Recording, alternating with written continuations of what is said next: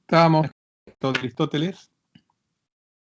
El último que vimos fue esta transparencia, fragmento acerca del cielo, donde dice que, bueno, como los elementos, digamos, los 4 elementos, o bien sus movimientos naturales ascendente o descendente, el elemento que constituye los astros tiene que ser un quinto elemento, cuyo movimiento natural es circular, ¿no? Y entonces, digamos, ampliando su discurso sobre este quinto elemento, dice Aristóteles: no todo cuerpo posee ligereza o gravedad. Grave es aquello que por naturaleza se dirige hacia el centro, ligero lo que se aleja de él. Pero el cuerpo que se mueve circularmente no puede tener ni gravedad ni ligereza.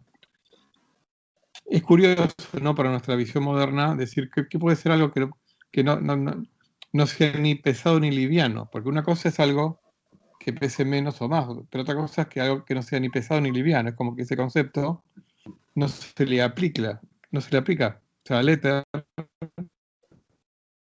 al quinto elemento, para Aristóteles, aplica ese concepto. Hoy en día, en algún sentido, a todos los elementos se le aplica el concepto de pesado o liviano. Sí podríamos hacer una disquisición y decir, bueno, a las partículas sin masa, como el fotón, ¿no?, la partícula, el cuanto de luz, al no tener masa y moverse siempre a la velocidad de la luz, y a ninguna otra velocidad, salvo la de la luz, podríamos decir, bueno, por ahí el análogo sería las partículas sin masa. Pero bueno, es una especulación, ¿no? Uno puede decir que el fotón sea pesado o liviano. Bueno, en un sentido no, porque no tiene masa. En otro sentido sí, porque desde que Einstein estableció la equivalencia entre masa y energía, un fotón no tiene masa, pero tiene energía, y por lo tanto es una fuente potencial de masa. Y de hecho ocurre en la naturaleza. O sea, fotones de rayos gamma, o sea, fotones muy energéticos, tienen la posibilidad, si tienen suficiente energía, de convertirse en un par electrón-positrón. Que son así que bueno, nada, son disquisiciones anacrónicas libres que hago como para que, como siempre les digo, dar otra visión desde nuestra perspectiva de todas estas ideas de la antigüedad. Alguno creo que tiene el micrófono abierto y se escucha alguna radio o algo así, no sé, se los comento, no sé. Bueno, otra cuestión, ¿no? Igual les comento, ¿no?, que en relatividad general, aunque el fotón no tenga masa, igual de alguna manera la gravedad gravita sobre el fotón porque curva su trayectoria, ¿no? Se los cuento como dato al margen. Bueno, volviendo a Aristóteles, en la física, el libro 3 dice: como se ha dicho, el motor se mueve, siendo móvil en potencia todo motor cuya inmovilidad es solo reposo, ya que es únicamente reposo la inmovilidad en todo ser al que pertenece el movimiento. En efecto, obrar sobre el móvil como tal es precisamente moverlo, pero lo hace por contacto, de manera que al mismo tiempo también es pasivo. Entonces, Aristóteles diferencia lo que es un motor que está circunstancialmente en reposo a lo que es ser un motor inmóvil. ¿Eh? Hay un motor eterno e inmóvil, que es el primer motor, ¿no?, que Aristóteles lo asocia con Dios. Pero hay otros motores que pueden estar circunstancialmente inmóviles. Pero lo interesante es que toda transmisión de movimiento, dice Aristóteles, es por contacto.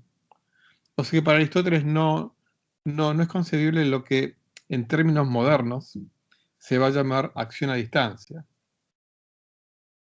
Eh,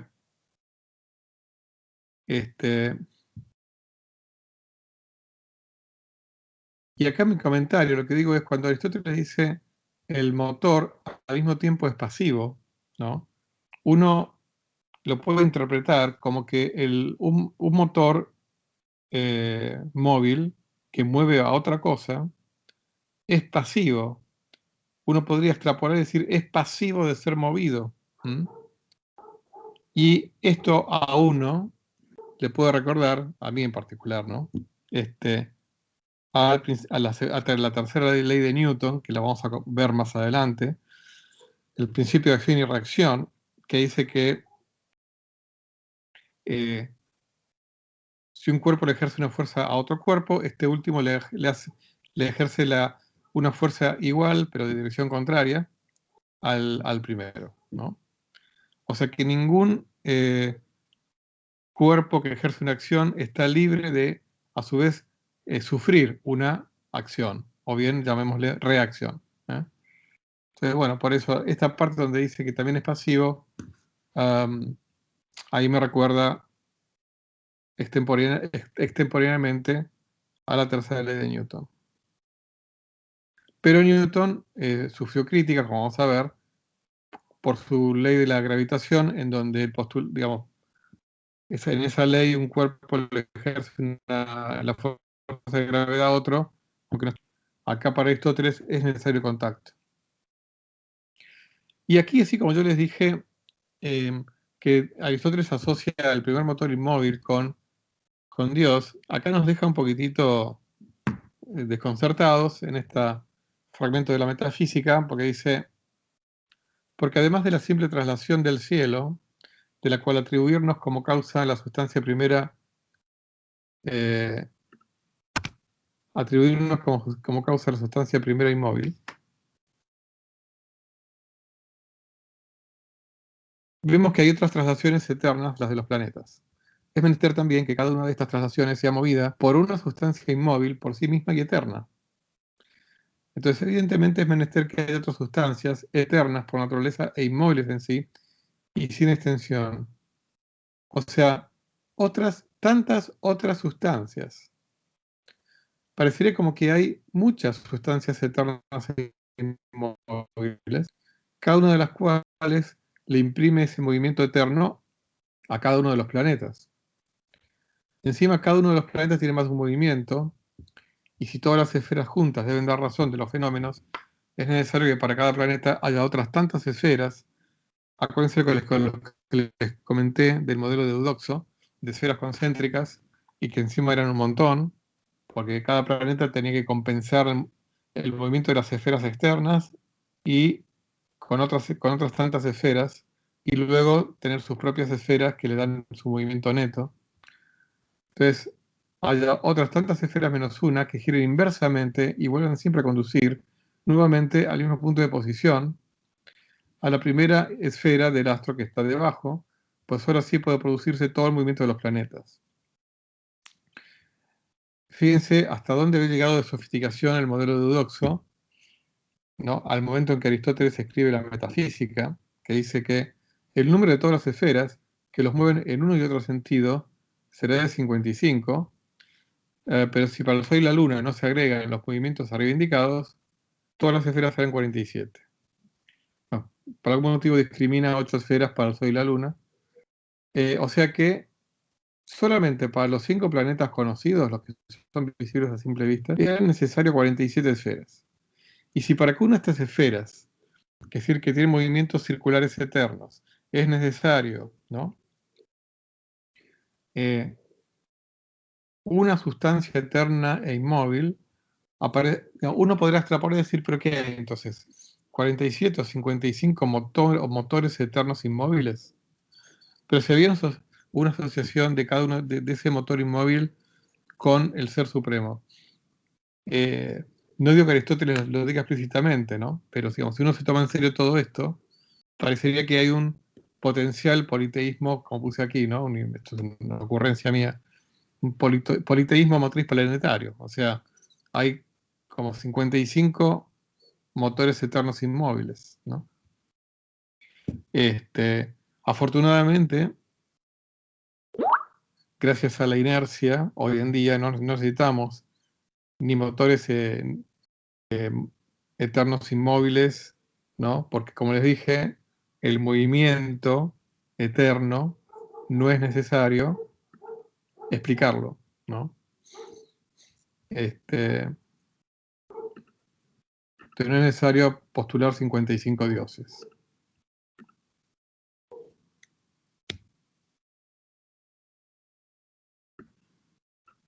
Como les dije, Aristóteles fue un gran zoólogo y botánico, y escribió una obra que se llama Las partes de los animales. Y en ese fragmento que dice, la naturaleza procede con continuidad, desde los seres inanimados a los seres animales, a través de los seres vivientes, ciertamente, pero no de manera que parecen diferir el uno del otro en grado mínimo por la recíproca vecindad.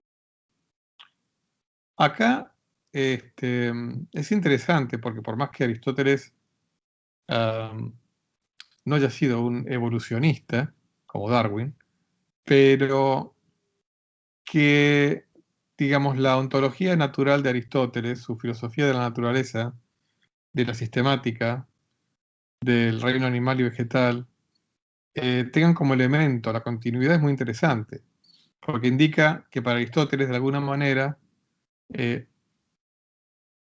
hay algún grado de parentesco, aunque no sea, si quieren, histórico, aunque no haya una historia natural detrás de la filosofía de Aristóteles, pero esta continuidad de todos los seres vivientes implica en algún sentido un parentesco entre los seres vivientes. Es una diferencia de grado la que hay, qué sé yo, entre un perro y un mono, ¿no? E incluso entre un árbol y una serpiente.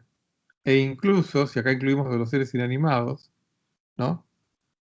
Entre una roca, ¿no? Y un helecho. Lo cual es interesante, la continuidad en el tiempo y en el espacio y en el movimiento de Aristóteles también la extiende a la naturaleza, ¿no? Como yo les dije, hoy en día la visión del espacio y del tiempo, de la física, es de continuidad, ¿no? Sin embargo, la visión que tenemos de la naturaleza eh, es de parentesco, pero no de continuidad, en el sentido de que hay como una especie de, digamos, la naturaleza es atómica, entendiendo como átomos los genes, ¿no? Las, o las bases, los ácidos nucleicos, son como ladrillos atómicos en el sentido de que son las piedras indivisibles que codifican toda forma de la naturaleza. Hay un cierto atomismo biológico moderno, pero hay una continuidad espacio-temporal moderna, ¿no? Así que bueno, acá están un poco resumidos los comentarios que les acabo de hacer. Muy bien, hasta acá entonces con Aristóteles. Fue un largo camino, le hemos dedicado bastante tiempo. Como les dije, va a ser el filósofo al cual más le habremos dedicado tiempo. Entonces, bueno, pero la historia sigue. La historia sigue y en esta historia de la ciencia cronológica, el siguiente pensador importante del cual vamos a hablar es Epicuro. Ya vamos avanzando en el tiempo. Durante la vida de Epicuro, digamos, más que nada durante los primeros años de Epicuro, se produce toda la conquista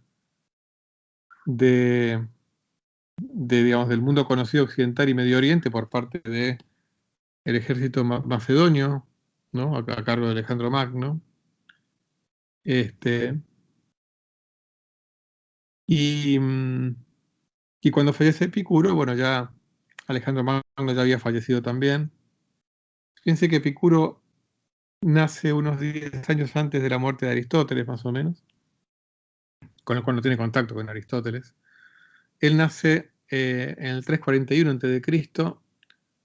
a.C., probablemente en la isla de Samos, o en Ática, no se sabe claramente, pero bueno, lo que sí pasó su juventud en la isla de Samos. El padre sí era de origen ateniense, pero bueno, había migrado a dicha isla. Entonces, a los 18 años, estamos hablando de el 323 a.C., se va a Atenas. Él estudia filosofía en la academia.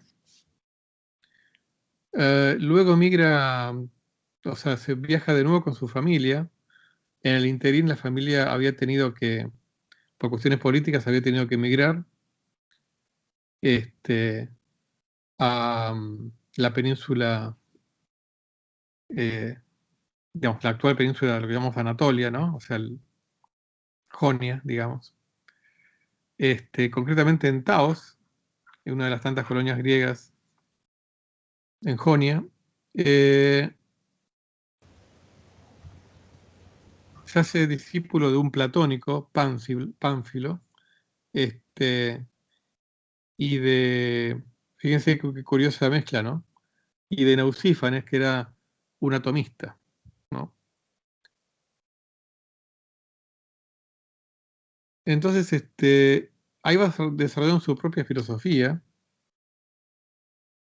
En el 311, o sea, a los 30 años, funda su propia escuela, inicialmente en la isla de Delfos, en Metilene, y luego se establece en Atenas con su escuela, y pasa a ser un centro muy importante de enseñanza, pero es una enseñanza no solamente de filosofía, sino también como una escuela de vida. Porque los principales intereses de Epicuro fueron la cuestión justamente de cuál es la forma de vida más apropiada para el ser humano. Entonces, por eso no le vamos a dedicar tanto tiempo a Epicuro. Eh, sí, en cuanto a esta historia de la ciencia que estamos transitando, su aspecto físico que tiene que ver con su influencia atomista. O sea, Epicuro, como físico o como filósofo natural, es un continuador de la escuela atomista. Entonces, gracias a muchos de los escritos de Epicuro, conocemos en mayor detalle muchos de los pensamientos de los atomistas, ¿no? De todas maneras, algunas otras cuestiones vamos a analizar también. Curiosamente, Epicuro no tuvo una muy buena salud. Él promulgaba la ataraxia, que es un estado de equilibrio psicofísico, ¿no? El cuerpo y el espíritu, en donde él, digamos, proponía un estilo de vida equilibrado, en donde el ser humano no debe privarse de los placeres de la vida en su justa medida, para no tener consecuencias de las cuales luego se arrepienta el organismo. Su forma de vida era bastante frugal, tuvo muchos amigos. Luego, bueno, por ahí eh, se dice que su filosofía de vida la impartió, sobre todo en sus últimos años, con cierto dogmatismo. Criticó bastante a los filósofos anteriores a él, en general. Escribió muchas cosas, pero bueno, como siempre ocurre, sobrevivieron muy poquitas. Pero bueno, las poquitas que sobrevivieron nos dicen mucho sobre el pensamiento de Epicuro. En la forma de cartas, ¿no? No se imaginen una carta como algo, como una carta, ¿no? De las que escribían nuestros padres y abuelos, ¿no? Un par de carillas en papel,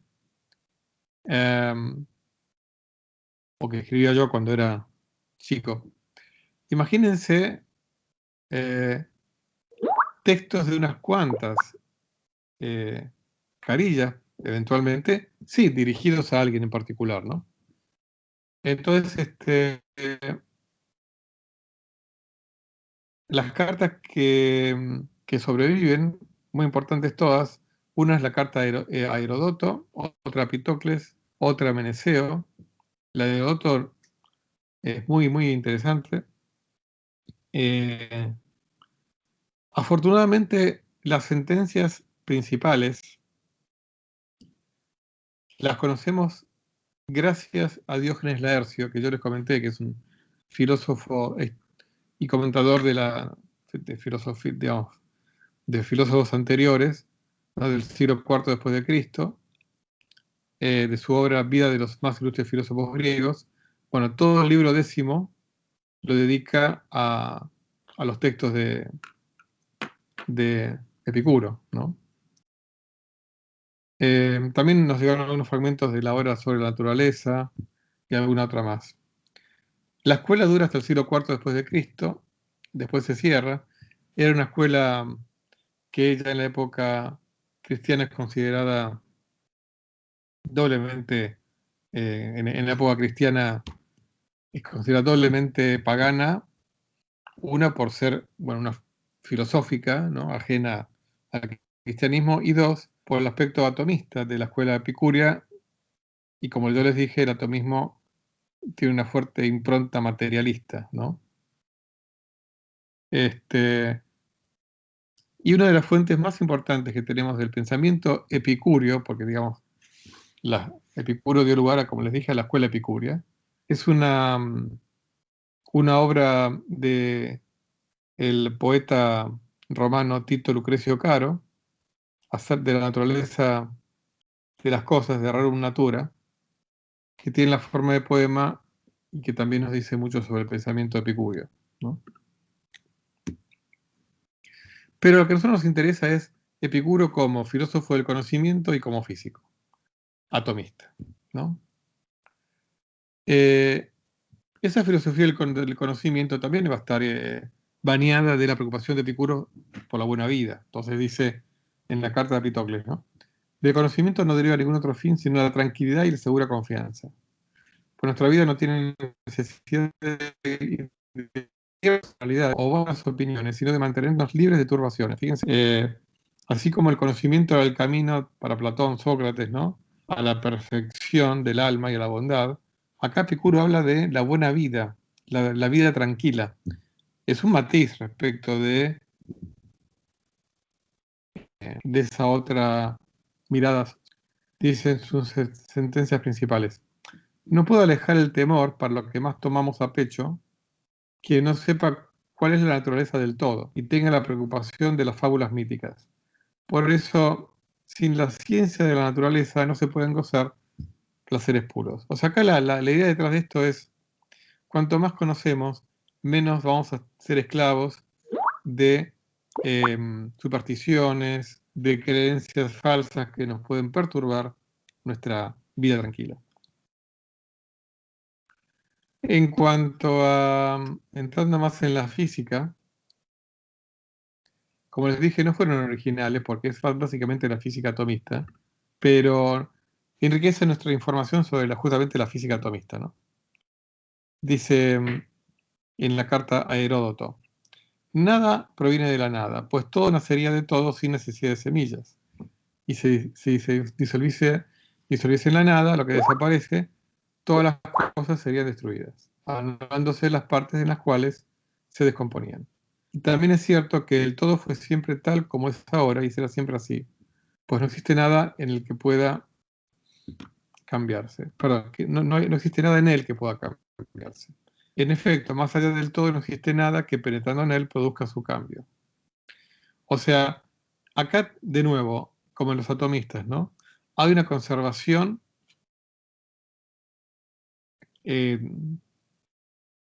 del todo, ¿no? Puede haber cambios, por supuesto, al fin y al cabo es atomista la filosofía de Epicuro, pero no hay una destrucción total, no hay un desvanecimiento de algo en la nada, ¿no? Hay transformación, pero no hay un desvanecimiento. Bueno, esto va a ser común como vimos, ¿no? A Empédocles, a Aristóteles, a los atomistas, ¿no? La conservación, o sea, la no posibilidad, la imposibilidad de la desaparición de algo en la nada o la creación de algo de la nada. Dice también en la carta de Heródoto, también el universo es cuerpos y espacio. En efecto, la sensación testimonia en todos los casos que los cuerpos existen. Y según ella, como hemos dicho, debemos argumentar con el razonamiento sobre aquello que no es evidente a los sentidos. Y si no existiera el espacio, que es llamado vacío, lugar, naturaleza impalpable, los cuerpos no tendrían dónde estar ni dónde moverse. Fuera de estos no puede pensarse nada. De todo lo que aceptamos en la serie entera de las sustancias y no consideramos en la serie de lo que llamamos afecciones o accidentes de ella.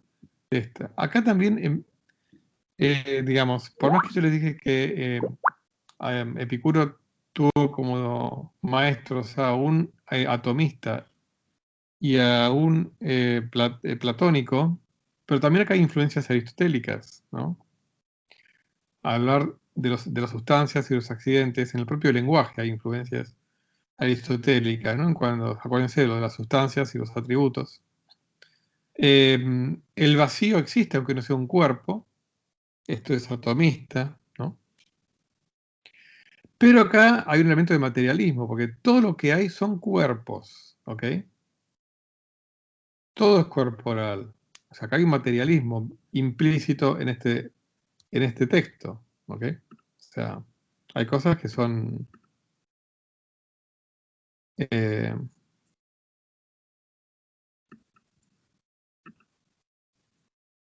claras, ¿no?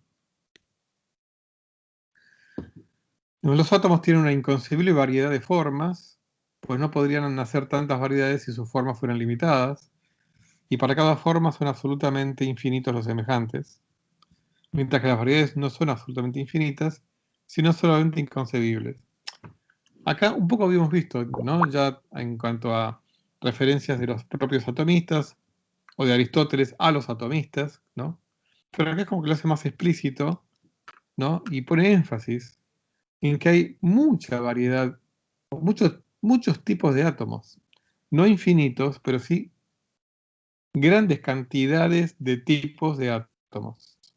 Inconcebibles, dice acá. Y además, la cantidad de átomos total sí es infinita. O sea, como les dije antes, el atomismo materialista va también tener asociada la noción de infinito, ¿no? De infinito,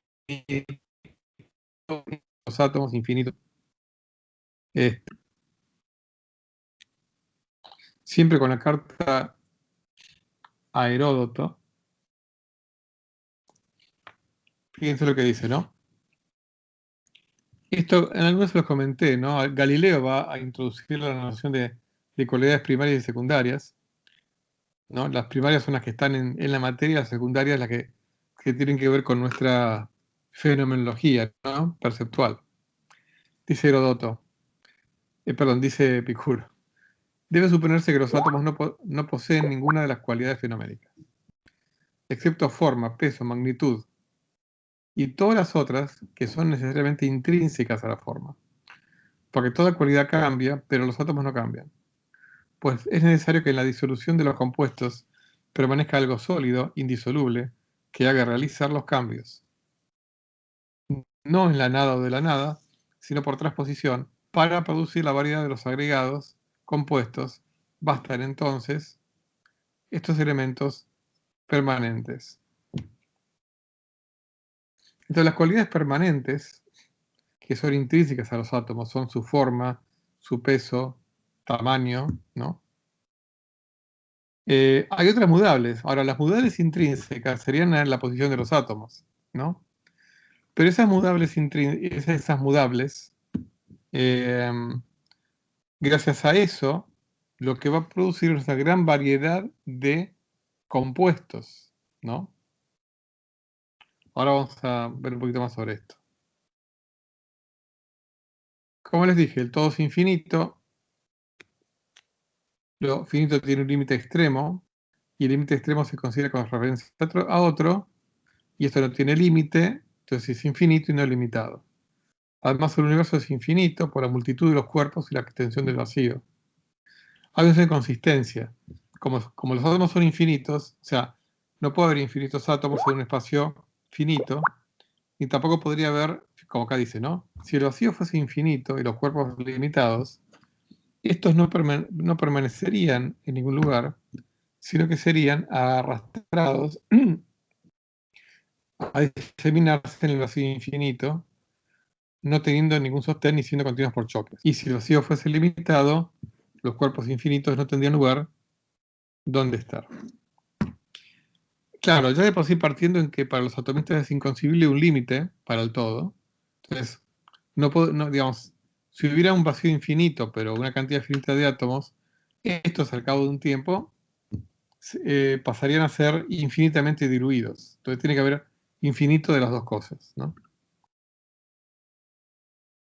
Y lo mismo, el movimiento es eterno. Los átomos se hallan eternamente en continuo movimiento, los unos se alejan entre sí un gran trecho, otros detienen su empuje, cuando al desviarse se entrelazan con otros o se encuentran envueltos por otros entrelazados a su alrededor, pues esto lo produce la naturaleza del vacío, eh, que separa a cada uno de ellos de los otros por una capacidad de ofrecer resistencia. Por eso la solidez propia de los átomos a causa del choque los arroja hacia atrás, hasta que el entrelazamiento no anula los efectos del choque. Es interesante esto porque también este arrojarse hacia atrás nos recuerda una especie de reacción, ¿no? Un átomo choca contra otro y sale repelido hacia atrás, ¿no? Expulsado hacia atrás. Y este proceso no tiene principio, pues los átomos y el vacío son eternos. Los átomos y el vacío son eternos. En esto es coincidente con la mayoría de los filósofos que hemos visto, ¿no? La eternidad del movimiento, su conservación, ¿no? Esto tiene en común, bueno, obviamente con los atomistas, con Aristóteles, con Empédocles, la eternidad del movimiento.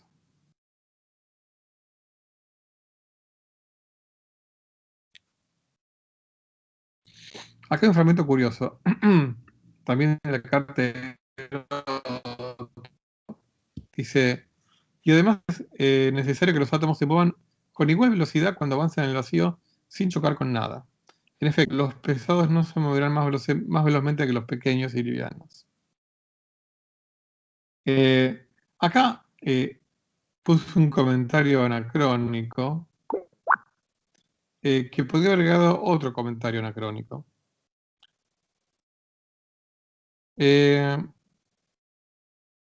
Por un lado, es curioso, ¿por qué se le ocurrió a Heródoto decir, perdón, a Epicuro, que todos los átomos se mueven con igual velocidad? Podría haber dicho, los átomos de tipo pesado se mueven más lento y los de tipo liviano más rápido, ¿no?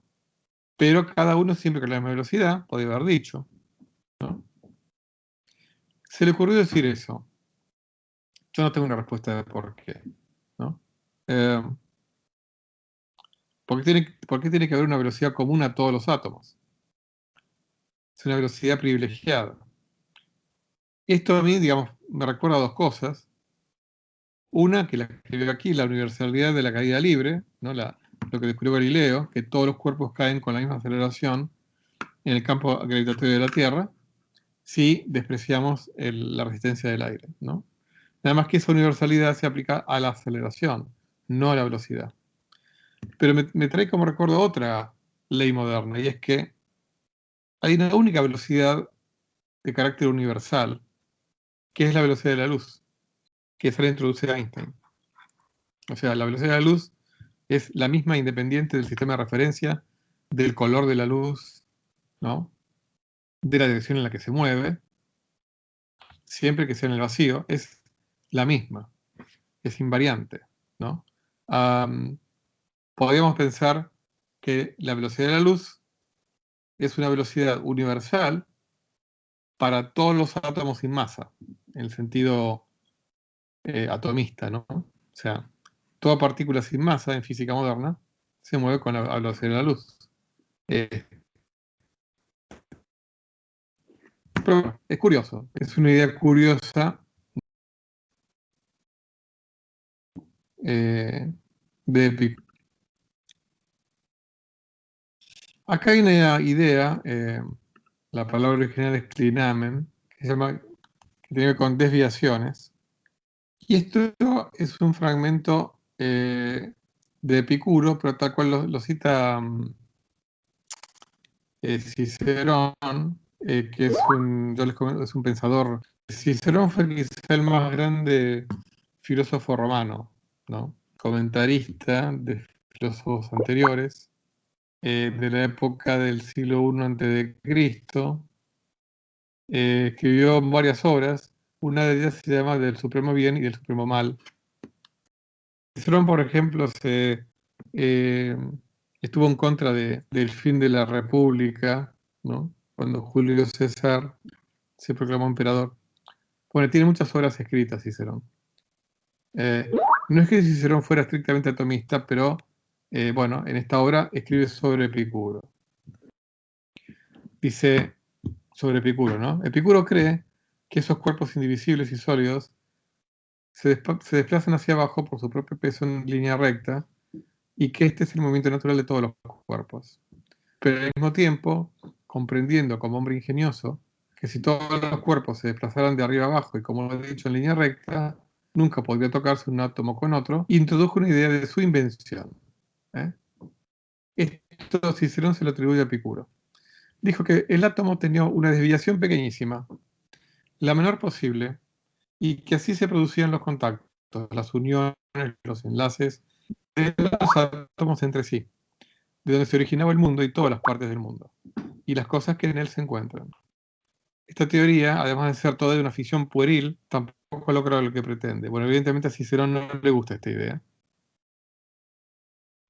En efecto, se supone, por una parte, que la desviación es arbitraria. O sea, lo que nos cuenta Cicerón es que Epicuro creía que había un elemento elástico, hablando en términos modernos, en el movimiento de los átomos.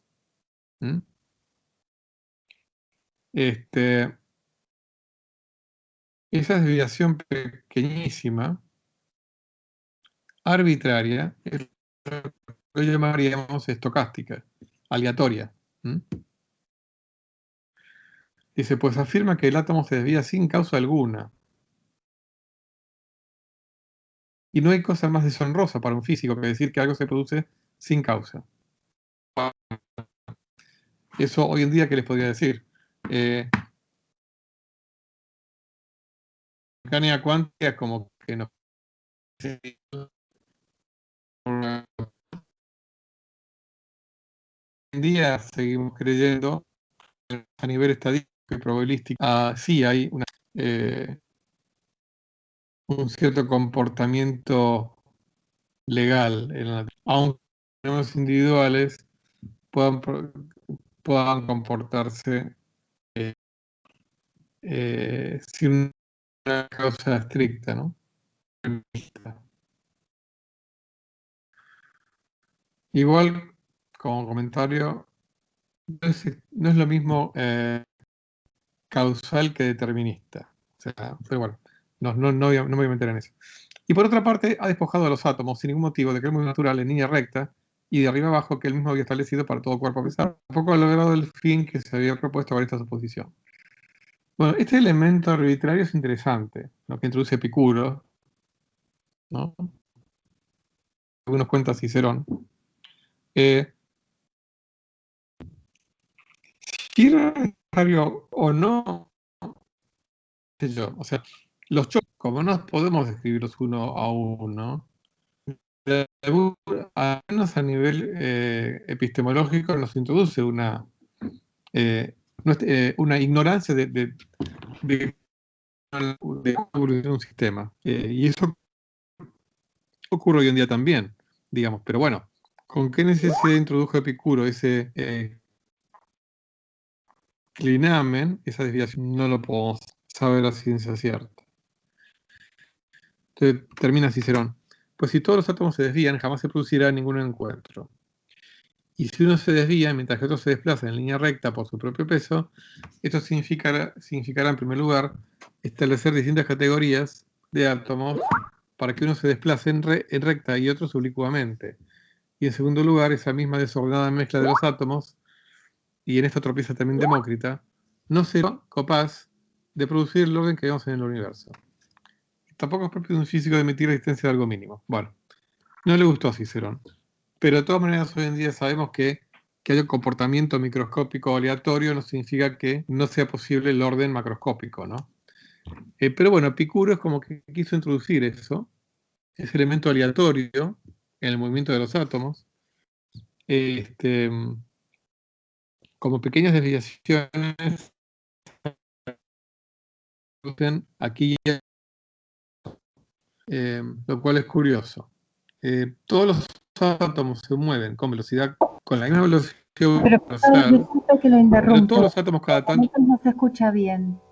sí, no se escucha bien por momentos.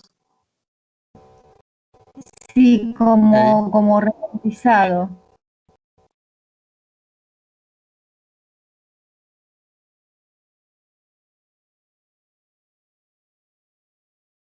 Muchas gracias.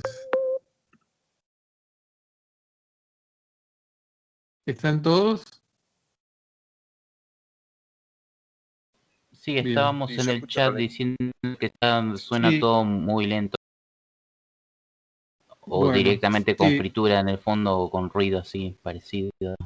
bueno, les agradezco mucho que me hayan avisado. Bueno, no sé quién me avisó. Eh, Yo sugeriría que saques la cámara, así no como ancho de banda. no era por eso. No era por eso. Vamos a hacer una cosa. Voy a dejar de grabar acá.